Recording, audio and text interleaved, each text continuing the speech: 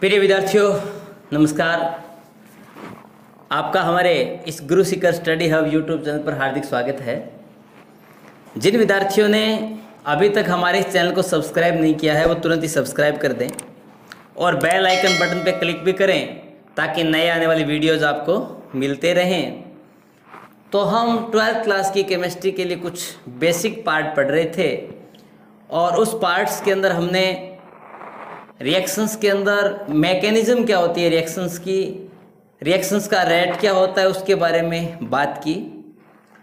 आज हम बात करेंगे रिएक्शन जो होती है, उस रिएक्शंस के दौरान रिएक्शंस के मध्य में कुछ मध्यवर्ती बनते हैं। तो आज की हमारी हेडिंग रहेगी अभिक्रिया मध्यवर्ती, और अभिक्रिया मध्यवर्ती के अंदर बात करेंगे। तो आज की हेडिंग है टुडेज टॉपिक रिएक्शन इंटरमीडिएट, अभिक्रिया मध्यवर्ती, जिनको बोलते हैं रिएक्शन इंटरमीडिएट।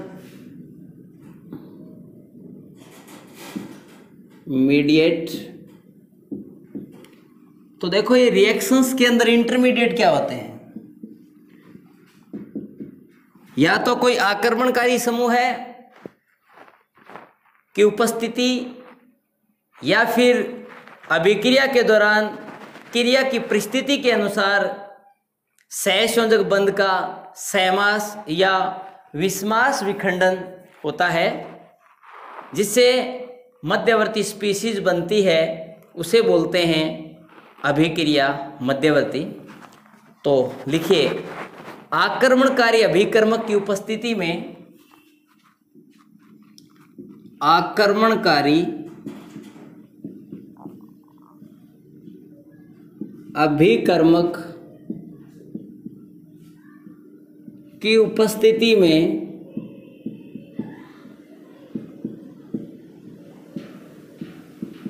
या अभिक्रिया आक्रमणकारी अभिकर्मक की उपस्थिति में या अभिक्रिया के दौरान क्रिया की उपस्थिति, अभिक्रिया के दौरान क्रिया की उपस्थिति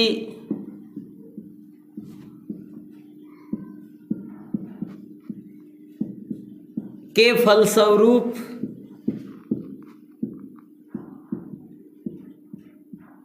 सहसंयोजक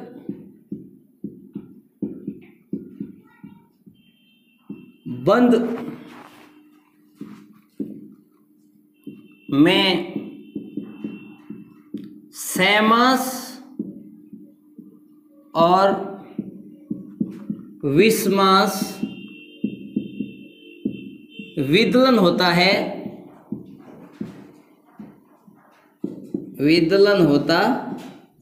है, यानी आक्रमणकारी अभिकर्म की उपस्थिति में या अभिक्रिया के दौरान क्रिया की उपस्थिति के फलस्वरूप सहसंयोजक बंध में सहमास या विषमास विदलन होता है, जिससे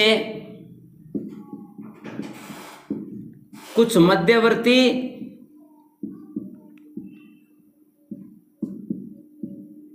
स्पीशीज बनती हैं,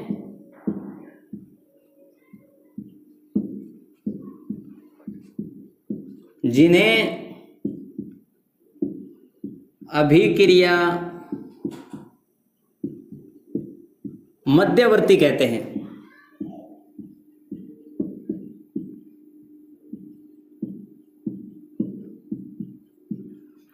तो ध्यान से सुने बात को कि आक्रमणकारी अभिकर्मक, ये आगे हम डिटेल से पढ़ेंगे। ये दो प्रकार के होते हैं, या तो होते हैं न्यूक्लियोफाइल या फिर होते हैं इलेक्ट्रोफाइल, यानी या तो इलेक्ट्रॉन्स नहीं होते हैं या फिर नाभिक नहीं होते हैं।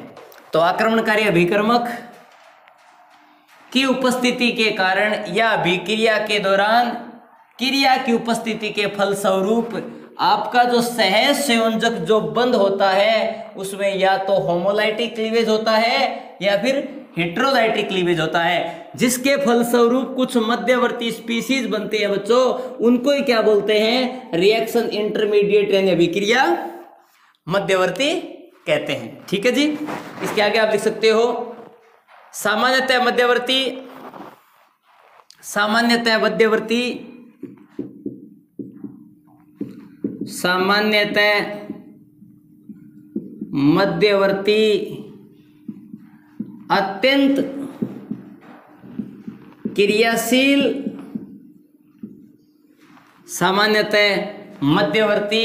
अत्यंत क्रियाशील, तथा बहुत कम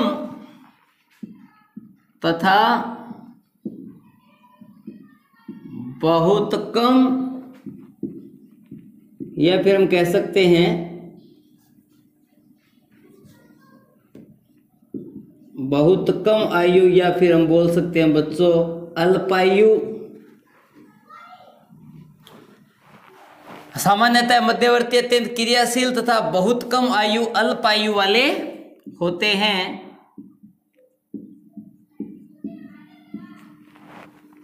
तो ये आपके मध्यवर्ती होते हैं, ये बहुत ही क्रियाशील होते हैं और बहुत कम आयु वाले होते हैं। तुरंत ही उपयुक्त अभिक्रिया द्वारा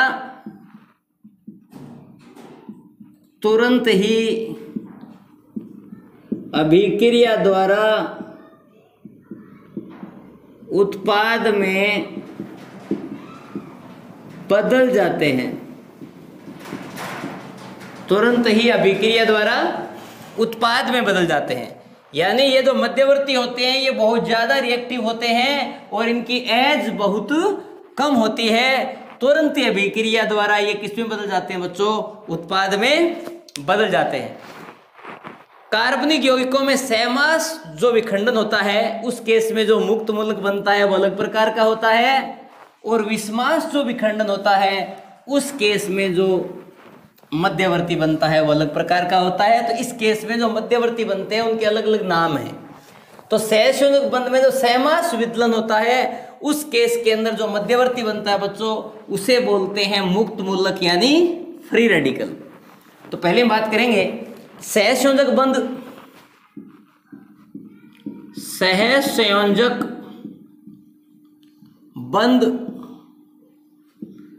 में सहमास विदलन से, सहसंयोजक बंध में सहमास विदलन से बना हुआ मध्यवर्ती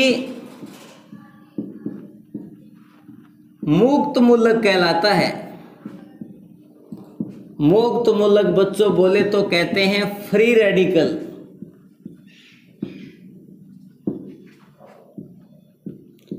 तो ये बात ध्यान रखें कि जब आपका सहसंयोजक बंध है उसके अंदर सहमास जब विदलन होगा उस केस में जो मध्यवर्ती बनेगा बच्चों वो आपका कहलाता है मुक्त मूलक, या जिसको हम बोलते हैं फ्री रेडिकल। तो सहसंयोजक बंध में किस टाइप का विदलन होना चाहिए, सहमास विदलन, जिसको बच्चों बोलते हैं होमोलाइटिक क्लीवेज, जो कि हमने कल बात की थी। और ये आपका कौन सा बॉन्ड है, कोवलेंट बॉन्ड है। कौन सा बॉन्ड है जी, कोवलेंट बॉन्ड। कोवलेंट बॉन्ड के अंदर जो होमोलाइटिक क्लीवेज होगा उस केस के अंदर बच्चों आपके पास बनेंगे मुक्त मूलक।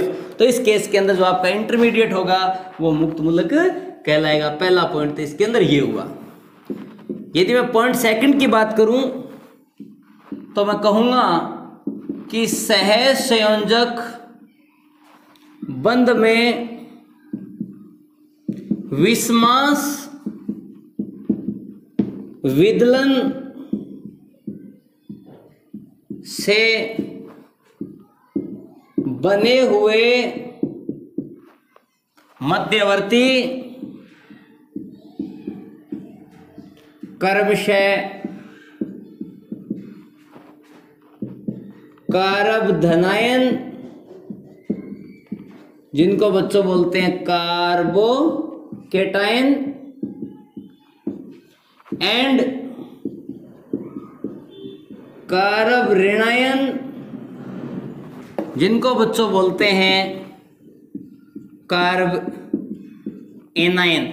यानी सहसंयोजक बंध में जब आपके पास विस्मास विदलन होगा उस केस के अंदर जो आपके मध्यवर्ती बनेंगे या तो बनेंगे कार्ब धनायन या फिर बनेंगे कार्ब ऋणायन, जिनको हम कार्ब एनायन कहते हैं। तो सहसंयोजक बंध में विस्मास विदलन से बने हुए मध्यवर्ती क्रमशः कार्ब धनायन और कार्ब ऋणायन कहलाते हैं।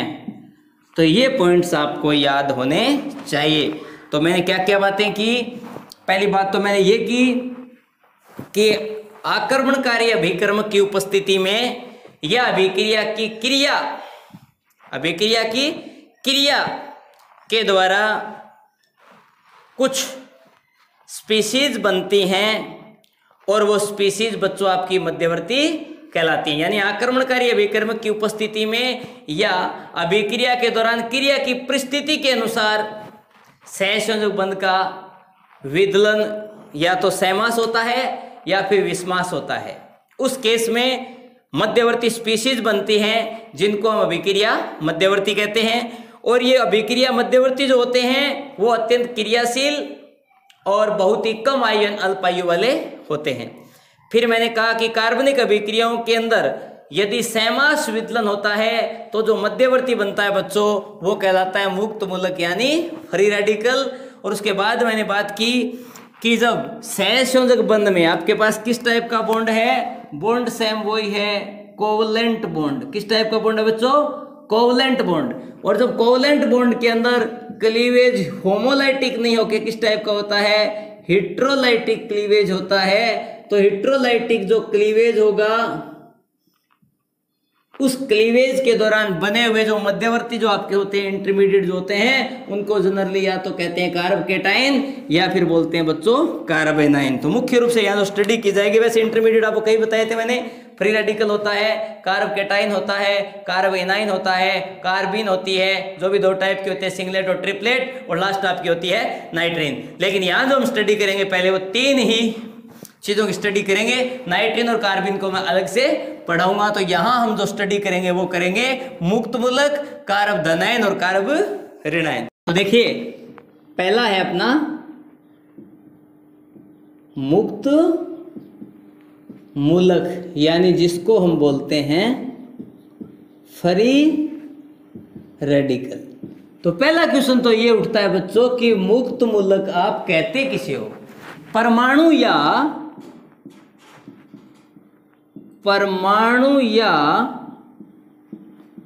परमाणुओं का वह समूह है जिस पर एक विषम अयुग्मित इलेक्ट्रॉन उपस्थित होता है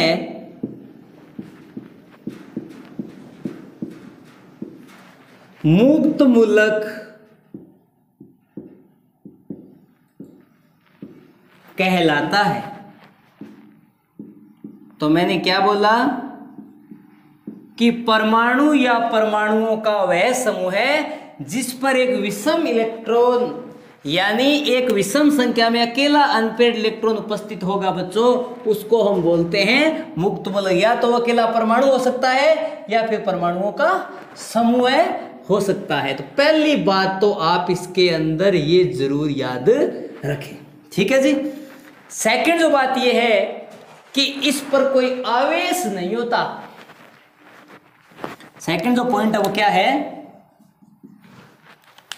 इस पर कोई आवेश उपस्थित नहीं होता है, अर्थात यह विद्युत उदासीन स्पीशीज होती या होता है। देखिएगा इस पर कोई आवेश नहीं होता, किसी भी प्रकार का इसके ऊपर कोई चार्ज प्रेजेंट नहीं होता, यानी ये विद्युत का क्या होता है, उदासीन होता है। ये पॉइंट्स आप इसके अंदर अच्छी तरह से याद रखें, और याद ये भी रखें कि अत्यधिक क्रियाशील होते हैं। नेक्स्ट जो पॉइंट वो है, ये अत्यंत क्रियाशील तथा अस्थायी होते हैं। तीसरा पॉइंट ये है कि ये अत्यंत क्रियाशील, यानी ये बहुत ज्यादा क्रियाशील होते हैं, और ये अस्थायी होते हैं क्योंकि जिनकी क्रियाशीलता ज्यादा होती है उनका स्थायित्व कम होता है। अर्थात मैं कह सकता हूं reactivity inversely proportional to stability, यानी क्रियाशीलता स्थायित्व के व्युत्क्रमानुपाती होती है।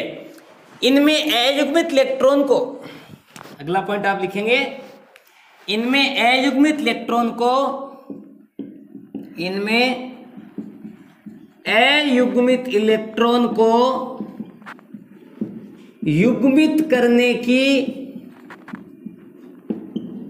प्रबल प्रवृत्ति पाई जाती है। अच्छा पॉइंट है कि इनके अंदर जो अनपेयर्ड इलेक्ट्रॉन होता है वो दूसरे किसी इलेक्ट्रॉन के साथ मिलकर के युग्मित होना चाहेगा ताकि वो क्या हो जाए, स्टेबल हो जाए। अर्थात इनके अंदर अयुग्मित इलेक्ट्रॉन को युग्मित करने की प्रबल प्रवृत्ति पाई जाती है। ये शीघ्रता से एक दूसरे के साथ या अन्य परमाणुओं से अभिक्रिया करके इलेक्ट्रॉन को क्या कर लेते हैं, युग्मित कर लेते हैं। ठीक है जी। मुक्त मूलक होता है वो सहसंयोजक बंध के सहमास विदलन से बनता है, ये एक अच्छा पॉइंट है। मुक्त मूलक जो आपके हैं वो सहसंयोजक बंध के सहमास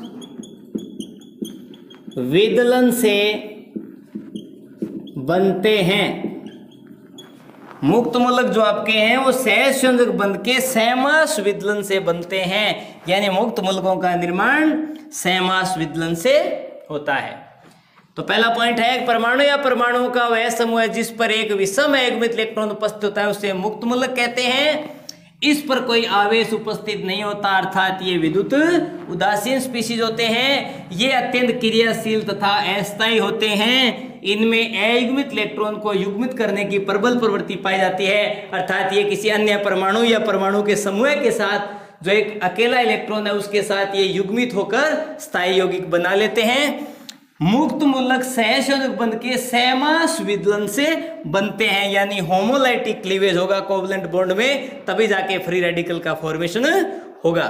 इसमें एक पॉइंट और बाकी है, वो ये है कि इनमें एक अयुग्मित इलेक्ट्रॉन की उपस्थिति के कारण, इनमें एक अयुग्मित इलेक्ट्रॉन की उपस्थिति के कारण इनकी प्रकृति अनुचुंबकीय होती है।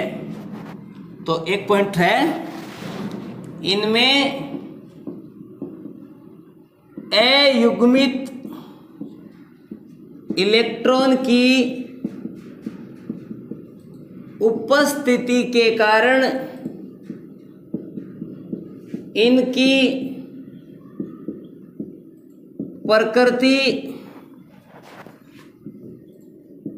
अनुचुंबकीय, बोले तो पैरा मैग्नेटिक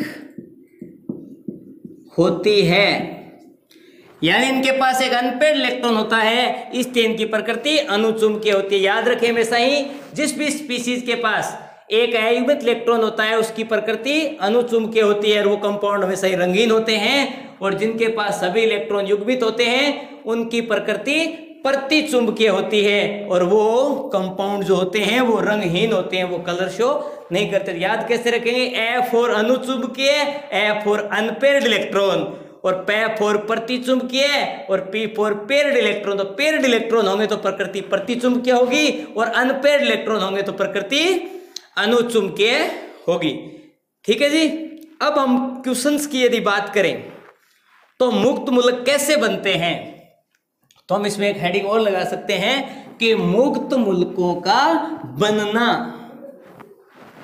मुक्त मूलकों का बनना, मुक्त मूलकों का बनना, फॉर्मेशन ऑफ फ्री रेडिकल्स, यानी फ्री रेडिकल कैसे बनते हैं। तो परमाणु पर कैसे रेडिकल आता है, परमाणु के समूह पे कैसे रेडिकल आता है उसकी बात करें। नंबर 1 एग्जांपल हम लेते हैं Cl2। ये आपके यहाँ Cl2 है, इसको जब दी जाएगी बच्चों सनलाइट यानी सूर्य का प्रकाश, या हम बोल सकते हैं H, एक ही बात है। तो ये जो बॉन्ड है इसमें 2 इलेक्ट्रॉन है, इसमें बच्चों होगा होमोलाइटिक फ्यूजन यानी सहमास विदलन होगा, होमोलाइटिक क्लीवेज यानी सहमास विदलन होगा। तो प्रत्येक इलेक्ट्रॉन प्रत्येक परमाणु के पास चला आएगा, और ये जो एक अनपेड इलेक्ट्रॉन प्रेजेंट होता है बच्चों, इसी को बोलते हैं अपन फ्री रेडिकल। तो इस टाइप से क्लोरीन फ्री रेडिकल का निर्माण हो गया। सेकंड यदि मैं एग्जांपल लूं C6H5O, वही आपकी सनलाइट और वही आपका H, तो वही सेम कंडीशन, 2 सेम एटम के बीच में बॉन्ड है, इनके बीच में क्या होगा, होमोलाइटिक क्लीवेज होगा। कौन सा क्लीवेज होगा, होमोलाइटिक क्लीवेज। तो अपने अपने इलेक्ट्रॉन अपने अपने पास चले जाएंगे, मीन C6H5O पे radical plus O radical C6H5, तो ये भी आपके पास क्या बन गए जी, फ्री रेडिकल का फॉर्मेशन हो गया। थर्ड जो है वो मैं बात करूं हाइड्रोजन पेरोक्साइड की, HOOH, वही सेम कंडीशन, सनलाइट और H, सेम एटम के बीच में बॉन्ड है, इस बॉन्ड में भी क्या होगा बच्चों, होमोलाइटिक क्लीवेज होगा।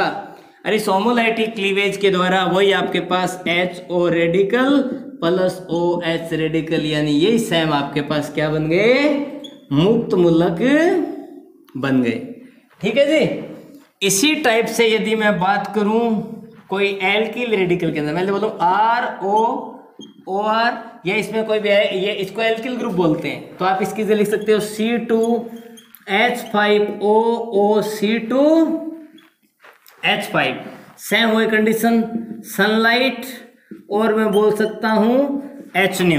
तो इनके बीच क्या बॉन्ड क्या होगा जी, ब्रेक होगा, एक एक इलेक्ट्रॉन अपने अपने घर चले जाएंगे, और यहाँ भी 2 इलेक्ट्रॉन वो भी अपने अपने परमाणु के पास चले जाएंगे। मीन्स आपके पास बन गया RO radical plus RO radical, alkoxy मुक्त मूलक हम जिसको बोलते हैं, या बोल सकते हैं C2H5O radical plus O radical C2H5। ये भी बच्चों आपके पास जो बने हैं उनको भी क्या बोलते हैं, मुक्त मूलक। एक जो इंपॉर्टेंट हम पढ़ते हैं फ्री रेडिकल, जो कि हम खरास इफेक्ट या एंटी मार्कोनिकोव रूल में पढ़ते हैं, जिसमें जनरली काम में लिया जाता है बेंजोइल पेरोक्साइड। किसको काम में लेते हैं, बेंजोइल पेरोक्साइड को। तो आपको पहले फॉर्मूला आना चाहिए किसका जी, बेंजोइल पेरोक्साइड का, कि बेंजोइल पेरोक्साइड होता क्या है। तो देखिएगा बेंजोइल पेरोक्साइड का फॉर्मूला होता है बच्चों C6H5C double bond OO, C double bond O और C6H5। बच्चों इसको बोलते हैं बेंजोइल पेरोक्साइड। क्या बोलते हैं जी, बेंजोइल पेरोक्साइड। तो बेंजोइल जो पेरोक्साइड है उसके अंदर भी किसकी प्रेजेंस में, सनलाइट की प्रेजेंस दें या फिर क्या करें H। उस केस में 2 सेम एटम के बीच में होगा बच्चों homolytic cleavage, homolytic cleavage and सहमास विदलन होगा, अपने अपने इलेक्ट्रॉन अपने अपने एटम के पास चले जाएंगे। मीन्स आपके पास बना C6H5C double bond O radical plus O radical C double bond O C6H5। ये जो रेडिकल बने हैं बच्चों, ये रेडिकल आपके हैं अनस्टेबल। तो ये स्टेबल किस टाइप से होंगे, इस केस में यहाँ से भी एक बॉन्ड ब्रेक होगा तो ये रेडिकल या रेडिकल जनरेट होगा, ये बॉन्ड भी ब्रेक होगा तो यहाँ रेडिकल या रेडिकल जनरेट होगा, ये रेडिकल और ये रेडिकल रिएक्शन करके बॉन्ड बना लेंगे, ये रेडिकल और ये रेडिकल भी रिएक्शन करके बॉन्ड का फॉर्मेशन कर लेंगे। मीन्स आपके पास बना C डबल बॉन्ड और यहाँ भी एक बॉन्ड और बन गया C डबल, ये आपकी CO2 बन गई। इसी साइड में वही डबल बॉन्ड और C डबल बॉन्ड और ये बन गई CO2 and 2 molecule CO2 gas का फॉर्मेशन हो गया। और साथ में आपके पास बन गया, ये बन गया जी C6H5 फ्री रेडिकल, और ये भी आपके पास बच्चों बन गया C6H5 फ्री रेडिकल, जिनको बच्चों बोलते हैं फेनिल फ्री रेडिकल यानी फेनिल मुक्त मूलक। तो आपके पास 2 फेनिल फ्री रेडिकल का फॉर्मेशन हो गया इस केस के अंदर। ठीक है जी।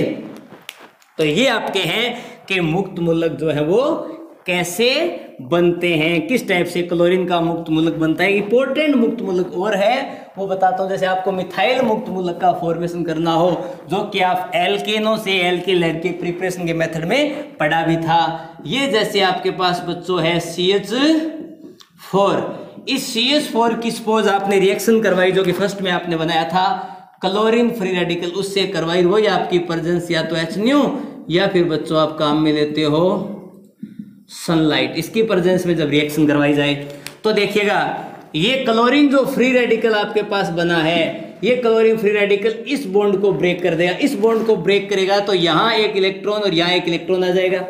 ये इलेक्ट्रॉन और ये इलेक्ट्रॉन आपस में शेयरिंग कर लेंगे तो बच्चों आपके पास बन जाएगा HCl, और ये आपके पास बच गया CH और H, ये बन गया यहाँ पर। मीन्स ये आपके पास बनता है मेथिल फ्री रेडिकल, यानी जिसको हम बोलते हैं मेथिल मुक्त मूलक। इस प्रकार मेथिल मुक्त मूलक का निर्माण होता है।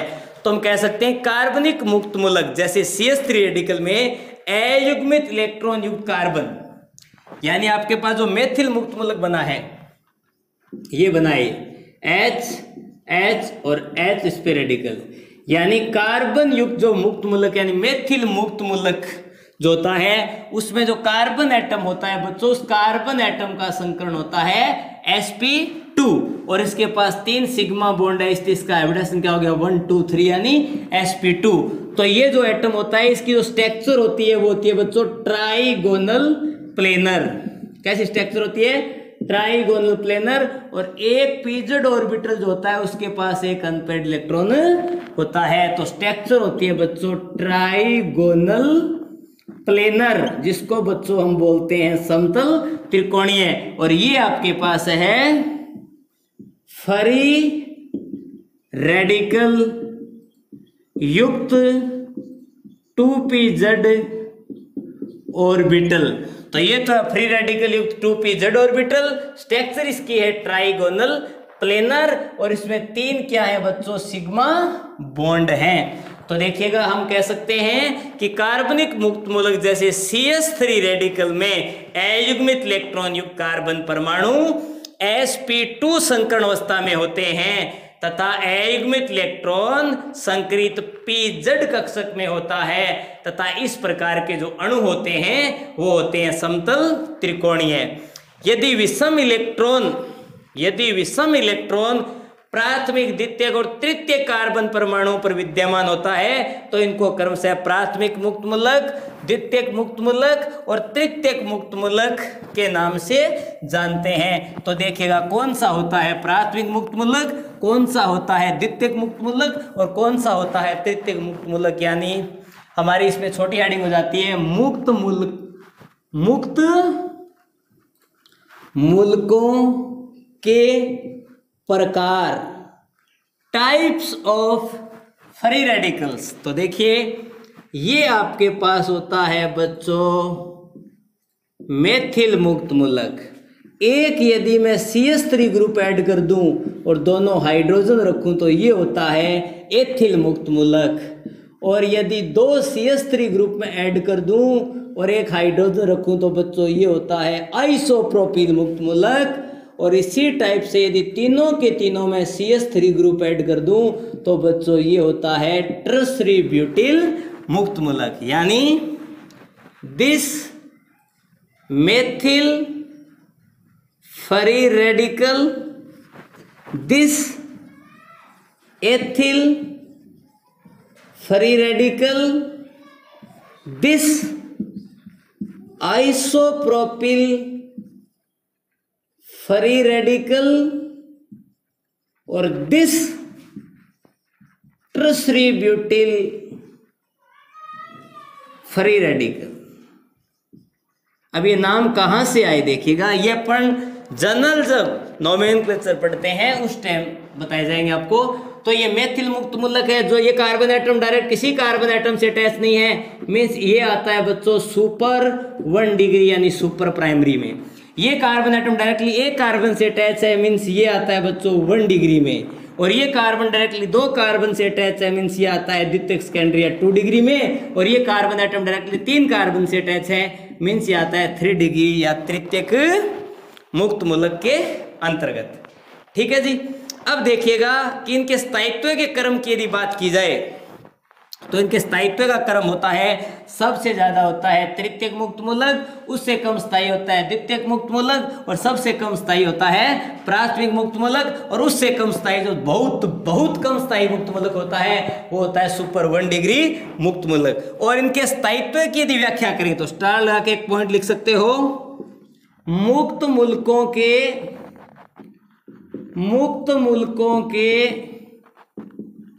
स्थायित्व की व्याख्या अति संयुग्मन यानी हाइपर कॉन्जुगेशन या बेकर-नाथन प्रभाव, जो एक ही बात है, मुक्त मूलकों के स्थायित्व की व्याख्या अति संयुग्मन हाइपर कॉन्जुगेशन यानी बेकर-नाथन प्रभाव के द्वारा की जाती है। तो बच्चों ये आपका जो मध्यवर्ती था वो था मुक्त मूलक। आपको शायद अच्छे से समझ में आ गया होगा। नेक्स्ट वीडियो के अंदर हम बात करेंगे कारब धनायन यानी कारब केटायन मुक्त मूलक के बारे में। तब तक के लिए ओके। जहां भी आपको कोई क्वेश्चन हो, कोई क्वेरी हो क्वेश्चंस के अंदर, तो आप मुझसे कमेंट बॉक्स में डायरेक्ट कॉल करके पूछ सकते हो। तब तक के लिए ओके।